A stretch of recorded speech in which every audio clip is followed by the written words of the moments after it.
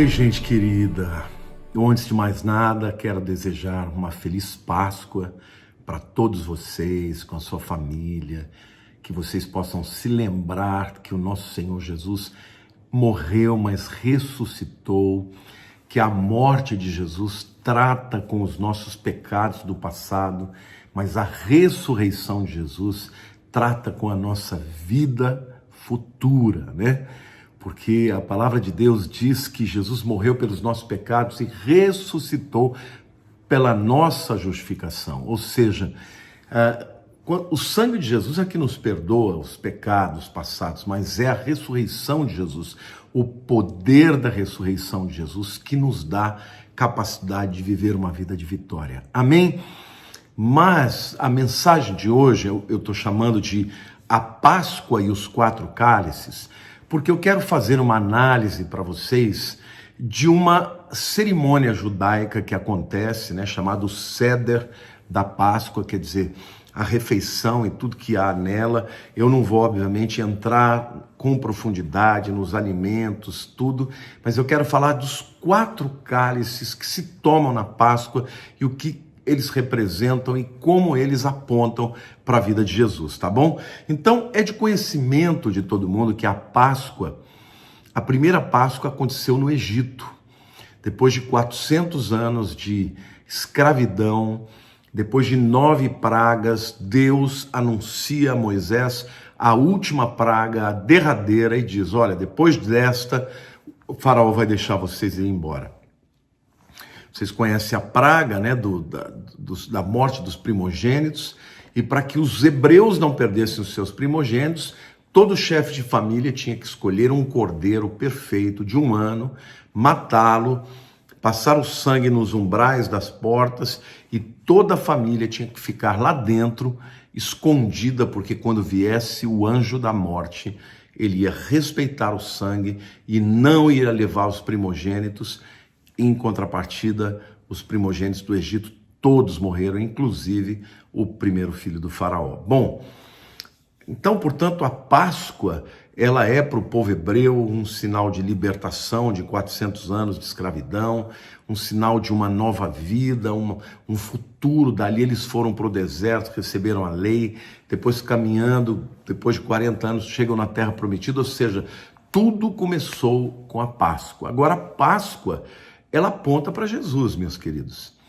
Isso é muito claro. Aliás, todo o sistema sacrificial da lei mosaica, todos os sacrifícios apontam para Jesus. João Batista entendeu, o último dos profetas do Velho Testamento, quando ele viu a Jesus, ele disse: eis aí o Cordeiro de Deus que tira o pecado do mundo. Ele entendeu que não era a morte de um animal, mas a morte do Filho de Deus que traria a libertação. Mas eu quero ler para vocês Êxodo capítulo 6, versos 6 e 7, porque esse é o texto a partir do qual os judeus tomam 4 cálices de vinho na celebração do Pêssar ou da Páscoa judaica, tá? Eu vou ler para vocês, que diz assim: portanto, dize aos filhos de Israel: eu sou o Senhor, e vos tirarei de debaixo das cargas do Egito, e vos livrarei da sua servidão, e vos resgatarei com braço estendido e com grandes manifestações de julgamento. Tomar-vos-ei por meu povo, e serei o vosso Deus. E sabereis que eu sou o Senhor vosso Deus, que vos tiro debaixo das cargas do Egito. Então, baseado nesse texto do livro de Êxodo, a tradição hebraica incorporou 4 cálices de vinho na celebração da Páscoa, que são: o primeiro cálice é o cálice da santificação. Deus está falando: eu vos tirarei. O conceito de santificar é separar para o uso exclusivo. Quando Deus está dizendo: eu vou santificar vocês, Ele está dizendo: eu vou tirar vocês do meio do Egito, e eu vou tirar vocês para mim, e vocês serão o meu povo, santificado, separado para a minha comunhão e para o meu propósito. Então, o primeiro cálice na ceia, né, vamos dizer assim, na celebração do Pêssar, da Páscoa, é o cálice da santificação, eu vos tirarei. O segundo cálice é o cálice das pragas. E Deus fala, eu vos livrarei, ou seja, a praga que viria, as pragas que viriam, né, sobre os egípcios não alcançariam o povo hebreu. Por quê? Porque Deus haveria de livrá-los, né? Então, o nosso Deus é um Deus que nos livra de todo juízo. E quem nos livra do juízo é o próprio Jesus, porque ele recebeu todo o juízo decorrente dos pecados da humanidade e nós fomos livres disso. Da mesma maneira que o povo hebreu foi livre daquela última praga e os primogênitos não morreram, todo aquele que passa o sangue de Jesus sobre a sua própria vida, que come o cordeiro pascal, que significa incorporar todos os aspectos do sacrifício de Jesus, não tem praga sobre a tua tenda. Amém? Em nome de Jesus, não tem juízo sobre a vida dos que creem no Senhor. O terceiro cálice, meus queridos, era o cálice do louvor. Não, desculpe, o cálice da redenção. E Deus fala, eu vos resgatarei. E a palavra aqui, resgatar, é redimir, que significa comprar mediante um preço pago. Essa palavra era usada quando alguém ia até o mercado de escravos, escolhia um escravo, pagava pelo preço dele, quando comprava dizia, você está livre, eu te comprei, mas você não vai ser meu escravo, você está libertado agora. Então, esse é o sentido do que Jesus fez por nós. Quando fala da redenção de Cristo, Deus comprou a cada um de nós mediante o preço pago, que foi o sangue de Jesus. No caso dos hebreus, era o sangue daquele cordeiro que tinha sido morto, para que o sangue pudesse satisfazer, né, vamos dizer assim, a justiça de Deus, e principalmente quando viesse o anjo vingador, aquele povo, o povo hebreu, não fosse vingado, mas fosse protegido. E o último cálice, portanto, é o cálice do louvor, também chamado de o cálice da aceitação.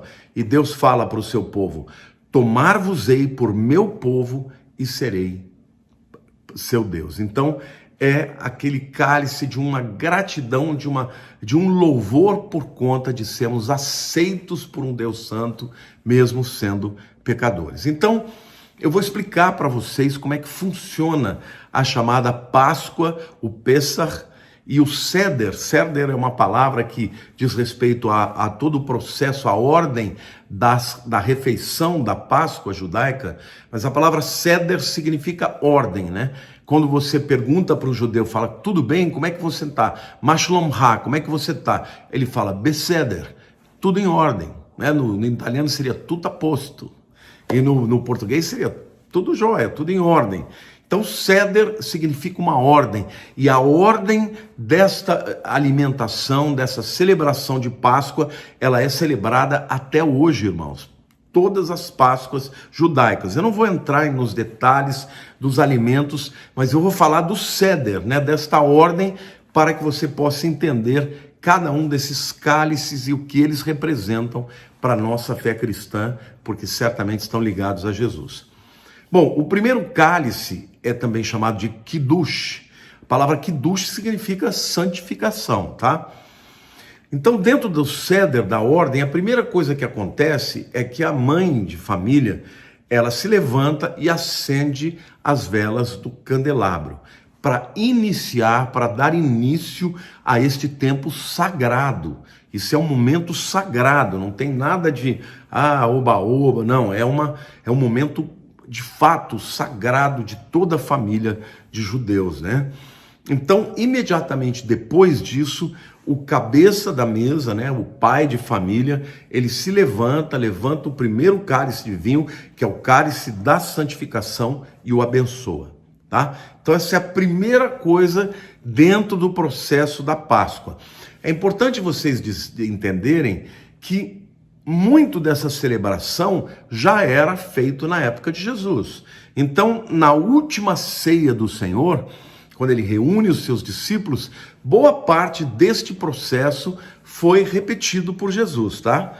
Nem tudo, tá? Depois eu explico aqui, mas boa parte existiu. Lá em Lucas capítulo 22, de 17 e 18, né? Lucas 22, 17 e 18, a Bíblia diz assim, e tomando um cálice, havendo dado graças, ou seja, exatamente o que o líder, o cabeça da mesa, né, levanta o cálice e dá graças e inicia aquela celebração da Páscoa, né? E Jesus disse: recebei e reparti entre vós, pois vos digo que de agora em diante não mais beberei do fruto da videira até que venha o reino de Deus.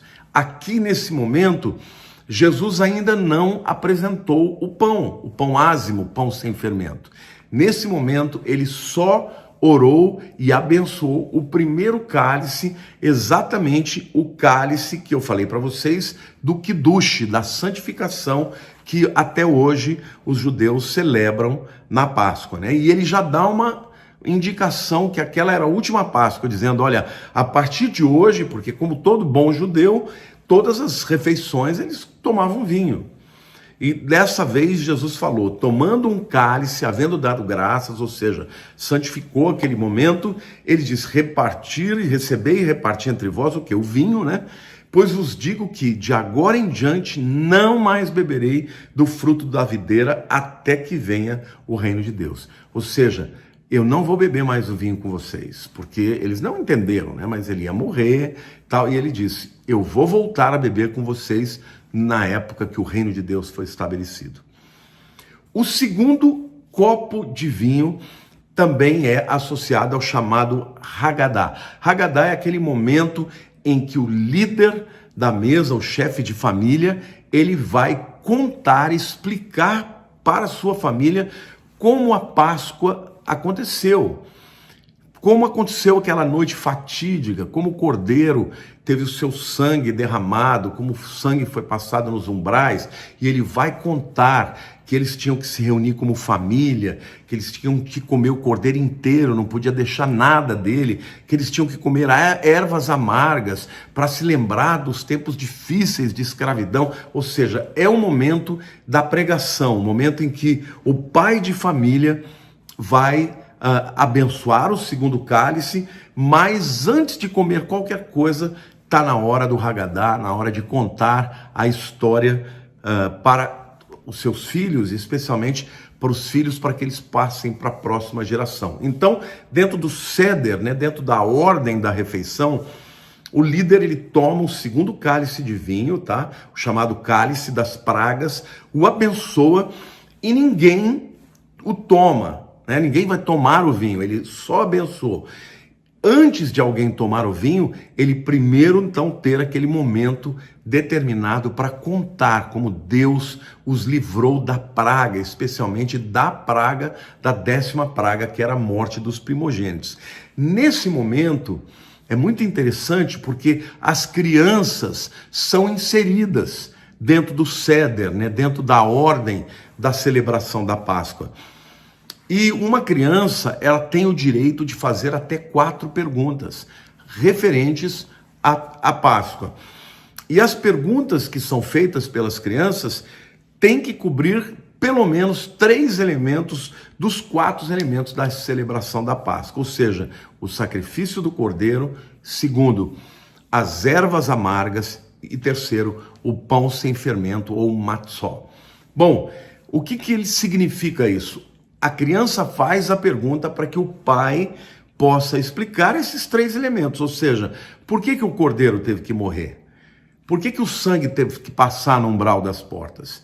A criança tem que saber que sem derramamento de sangue não há perdão dos pecados. A criança tinha que saber que o fato dos hebreus terem sido poupados não é porque eles eram melhores do que os egípcios, é porque o sangue do cordeiro estava sobre a porta. E que quando passou o anjo da morte, ele olhou para o sangue nas portas e ele respeitou. E dali ele passou direto. A palavra Pessach significa passar por cima.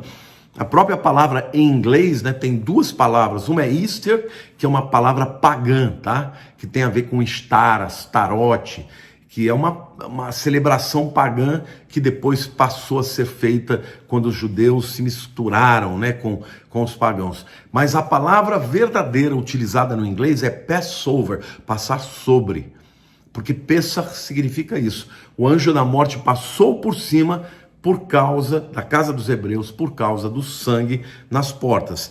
As ervas amargas, ele precisa explicar que naquela noite eles comeram as ervas amargas para se lembrarem dos muitos anos, dos 400 anos que o povo de Israel foi escravizado, foram açoitados, trabalhavam para ganhar miséria, viviam em condições subhumanas, e aquela noite era a noite da libertação.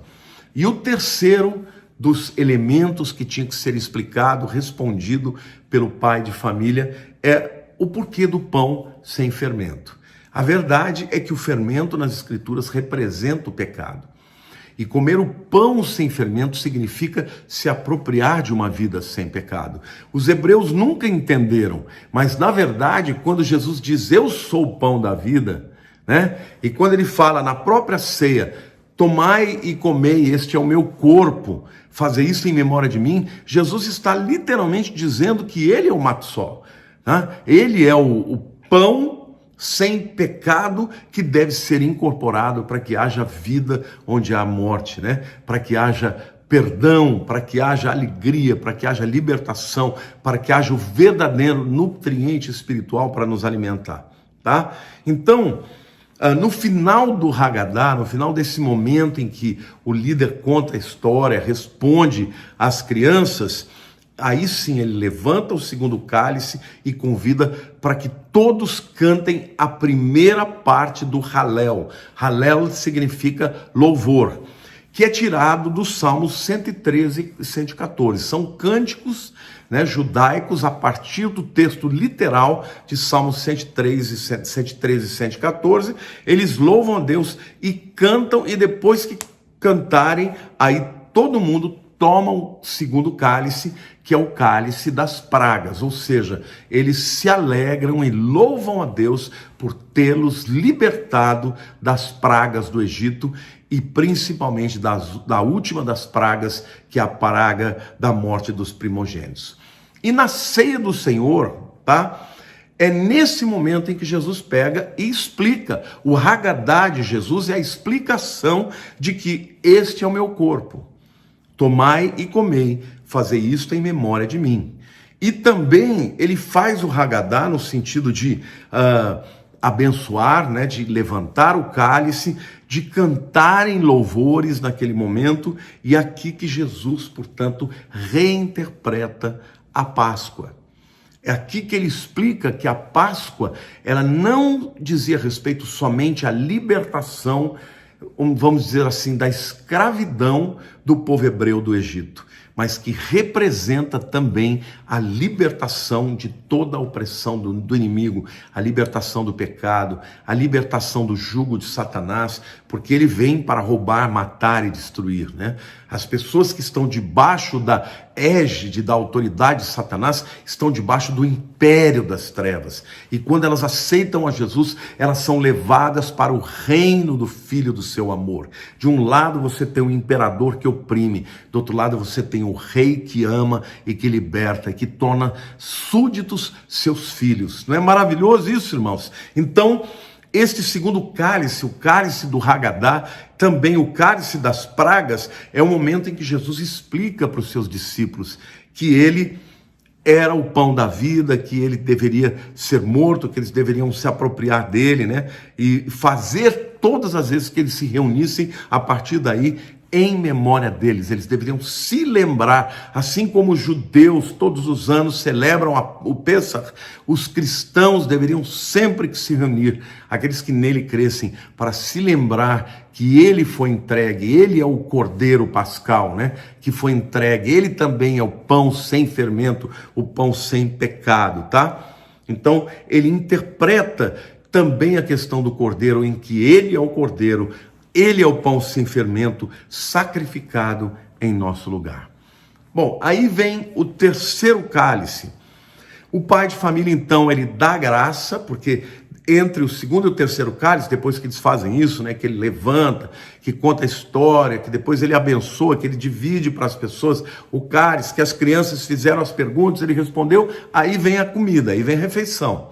Aí eles vão comer, né? Tem ovos, tem ervas amargas, tem uma série de alimentos que que foram incorporados na tradição que não tem hoje uma razão para os cristãos de terem essa explicação. Mas, em terceiro lugar, depois de terem comido, né, vem o momento de dar graça, de agradecer.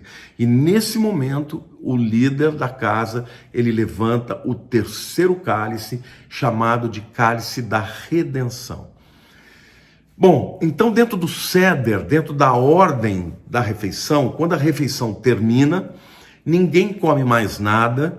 Ao invés disso, o líder da celebração serve o terceiro cálice.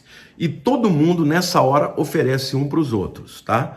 Todo mundo vai receber o vinho, o terceiro cálice de vinho. E eles tomam esse terceiro cálice de vinho, que é o chamado cálice da redenção. Queridos, é importante vocês entenderem que a palavra redenção ou remissão significa libertar mediante o preço pago. Então, o homem que queria comprar escravos, ele ia no mercado de escravos e quando lá chegava, ele pagava um preço, comprava o escravo que ele queria e aí o libertava. Esse processo era chamado de redenção. O terceiro cálice da redenção, queridos, como eu disse lá no começo, ele tinha a ver com a promessa de Deus, está dizendo, eu vos resgatarei, ou seja, eu vos redimirei. Mas esse terceiro cálice, qual é o preço que foi pago lá na instituição da Páscoa? O que fez de fato com que os primogênitos hebreus não morressem? O sangue do cordeiro que estava no umbral das portas. E o que nos redime de todo o pecado hoje, irmãos? Porque a gente sabe que Jesus é quem nos redimiu, né? Ele é o nosso redentor. Ele foi no mercado de escravos e nos libertou das mãos de Satanás e pagou um preço. Que preço foi esse? O preço de sangue. Por isso que na ceia de Jesus foi quando Jesus tomou o terceiro cálice, ele levantou, né, para Deus, o consagrou. E o versículo 20 de Lucas, capítulo 22, diz assim, semelhantemente, depois de cear, tá vendo? No final, né, da comida, tá? As pessoas comeram, depois que comeram, o líder da casa pega o cálice, o terceiro cálice, levanta, consagra a Deus, tá? E dá o cálice para todo mundo da mesa tomar, e eles celebram, então, o terceiro cálice, que é o da redenção. E nesse momento, Lucas 22, 20, diz o seguinte, semelhantemente, depois de cear, tomou o cálice, o terceiro, dizendo, este é o cálice da nova aliança, no meu sangue, ou seja, redenção, derramado em favor de vós. Então, nesse momento, Jesus apresenta aquilo que o judeu estava acostumado. E os discípulos estavam acostumados com aquele terceiro cálice da redenção. Só que nesse momento Jesus reinterpreta. Ele está dizendo, olha, esse cálice, o cálice da redenção que nós estamos acostumados a tomar todo ano, hoje eu estou dizendo para vocês que não representa o sangue daqueles cordeiros. Eu sou o verdadeiro cordeiro. O sangue que redime a todos vocês é o meu sangue. Então, aqui Jesus Cristo, literalmente, ele se identifica com o Cordeiro de Deus que tira o pecado do mundo, tá? E é nesse momento que ele também introduz a questão da traição, tá? Porque para que haja um cordeiro morto, alguém teve que matar. E aí em Lucas capítulo 22, versos 21 e 22, ele diz assim, todavia, a mão do traidor está comigo à mesa. Porque o Filho do Homem, na verdade, vai segundo o que está determinado, mas ai daquele por intermédio de quem ele está sendo traído. Então Jesus está dizendo o seguinte, olha, eu tinha que morrer. Todas as Páscoas que foram celebradas até agora, na verdade, apontavam para mim. Aquilo, como diz Hebreus, era uma sombra. A substância verdadeira era Jesus morrendo na cruz. Então, o cordeiro pascal lá dos hebreus, ele era somente uma figura do verdadeiro cordeiro de Deus que tira o pecado do mundo. João Batista compreendeu isso, quando viu Jesus e falou para os seus discípulos, eis aí o cordeiro de Deus que tira o pecado do mundo. Talvez os discípulos de João tenham olhado um para o outro e falado, cadê o cordeirinho? porque eles não estavam acostumados de achar que o que perdoaria os pecados seria a morte de uma pessoa. Mas João entendeu e antecipou isso tudo. Então, o terceiro cálice da redenção é o momento em que Jesus, ele manda os discípulos tomar, beber do cálice, distribui para todo mundo, mas diz, olha, este cálice é o cálice da nova aliança, porque na velha aliança, o sangue do Cordeiro, eles acreditavam tirar os pecados do mundo. Mas na nova aliança, eu estou dizendo, é o meu sangue que é o cálice da redenção. Amém? E ele diz, mas para que isso aconteça, já estava determinado, mas eu vou ser traído. E ai daquele por quem a traição acontece. O quarto cálice, queridos, é a segunda parte do Halel, tá? Halel é louvor, né? Depois do terceiro cálice, uma vez que ele já foi tomado, né? Então, o líder da mesa, ele vai recitar os Salmos 115 a 118, né? Não vai todo esse tempo, todos esses textos, mas uma parte desse texto que vai de Salmos 115 a 118, né? Ninguém toma o vinho ainda, as pessoas já receberam o vinho, mas no final daquele momento, da segunda parte do Halel, no final do momento em que eles recitaram e cantaram, então, no final do momento que eles cantam, aí eles tomam o quarto cálice de vinho, chamado do cálice de louvor. E aí o ceder termina. Por que é um cálice de louvor? Porque, lembram-se, é aquela parte da promessa que Deus fala, tomar-vos-ei por meu povo e serei o seu Deus. Sabe, gente, o que faz com que haja uma aliança entre um povo pecador e um Deus santo é o derramamento de sangue. Entre os hebreus e na Páscoa, que é celebrada até hoje, eles louvam a Deus pela promessa que Deus fez, de que eles seriam o povo dele, e ele seria o seu Deus. E, gente, isso é eterno. Isso nunca mudou. Israel continua sendo o povo de Deus. Tem gente que usa uma chamada teoria da substituição, que agora a igreja substituiu os judeus. Não, os judeus nunca deixarão de ser o povo de Deus. Eles ainda não sabem que o verdadeiro motivo não era o sangue dos animais, mas era o sangue do Filho de Deus, o Cordeiro de Deus. Mas um detalhe que é muito importante, é muito interessante, queridos, é que quando se aplica a ceia do Senhor, a Bíblia diz que Jesus e os discípulos terminaram de cantar o Halel, né? Aliás, o Mateus 26, versículo 30 diz assim, depois que tomaram, tá? Que fizeram aquele momento de louvor, de ler o Halel, e diz assim, e tendo cantado um hino, saíram para o Monte das Oliveiras. Ou seja, Jesus tomou o terceiro cálice de vinho, recitou de novo o próprio Halel, o quarto Halel, mas não tomou o quarto cálice, o cálice do louvor. Por quê, queridos? Porque o quarto cálice é o cálice do louvor, da alegria, do júbilo. E aquela noite não era noite de júbilo.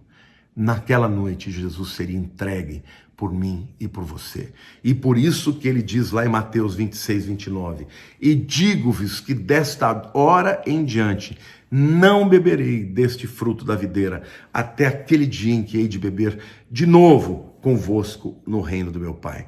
Aquela hora era de pesar, de alegria. Ele sairia dali e ia sentir todo o pecado do mundo, todo o peso sobre ele, a ponto dele ter suado sangue, né? Esse processo das veias estourarem, dos microvasos estourarem, por causa da pressão violenta, da angústia, se chama hematidrose. Literalmente significa o sangue das microveias, né? Dos microvasos se misturando com o suor. E Jesus suou sangue por conta de toda a dor emocional, dor espiritual, de todo o peso, de toda a maldição que estava sobre ele, a maldição que era nossa, ele tomou. Portanto, aquele momento para ele não era um momento de alegria, mas ele promete que ele tomaria de novo aquele cálice quando ele viesse no reino de Deus. E no hebraico é mais ou menos isso que ele deve ter dito, né? Baruch Rabá, até que dissessem, né? Baruch Rabá Beshem Adonai, até que dissessem, bendito que vem em nome do Senhor. Ele não tomaria este cálice nunca mais. Mas lá em Apocalipse capítulo 19, versículo 9, a Bíblia diz assim: então me falou o anjo, escreve, bem-aventurados aqueles que são chamados à ceia das bodas do Cordeiro. E acrescentou: são estas as verdadeiras palavras de Deus. Queridos, meus irmãos, nós vamos celebrar esse quarto cálice de louvor, de júbilo, de festa do casamento do Cordeiro, em que Ele é o nosso noivo e nós somos a sua noiva, o seu povo, para toda a eternidade. Neste dia estarão lá os judeus redimidos, os que creram na grande tribulação, todos os que creram na época de Jesus, juntamente com os gentios, porque a Bíblia diz que Ele fez de dois um só povo, e todos nós estaremos tomando o quarto cálice do Halel, da adoração, do louvor, do júbilo, da alegria, meus queridos. O Senhor prometeu e Ele cumpriu. Sabe, eu quero terminar essa palavra dizendo, hoje, no momento que eu gravo, nós estamos na sexta-feira santa, mas domingo é o dia da ressurreição.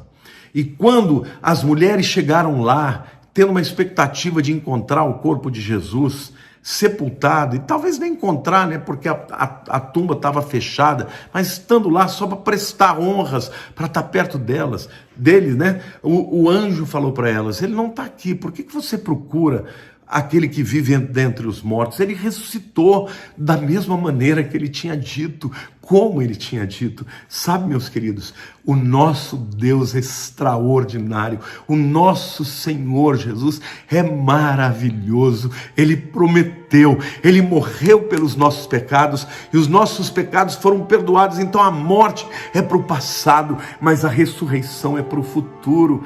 E como ele prometeu, ele cumpriu. E da mesma maneira que ele cumpriu quando ressuscitou, ele prometeu que um dia o quarto cálice deste ceder, desta celebração de Páscoa, vai ser tomado e celebrado lá no reino de Deus, no estabelecimento de Deus, quando todo mundo estiver dizendo: Baruch Rabá Beshem Adonai, bendito que vem em nome do Senhor. Mas eu e você podemos dizer hoje, podemos dizer: ó morte, onde está a tua vitória, ó morte? Domingo, queridos, não é dia de você chorar, é dia de você se alegrar. Então, queridos, não se importe com o coronavírus, porque o pior de todos os vírus, a pior de todas as doenças, é o pecado, que gera morte espiritual e a morte eterna. E Jesus é o antídoto, a morte dele é o antídoto, a sua ressurreição é a completude da obra que ele fez. Ele prometeu, ele vai voltar.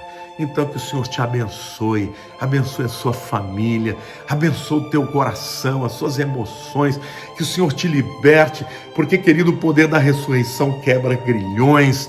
Em nome de Jesus eu quero declarar que foi o poder da ressurreição de Jesus, que ninguém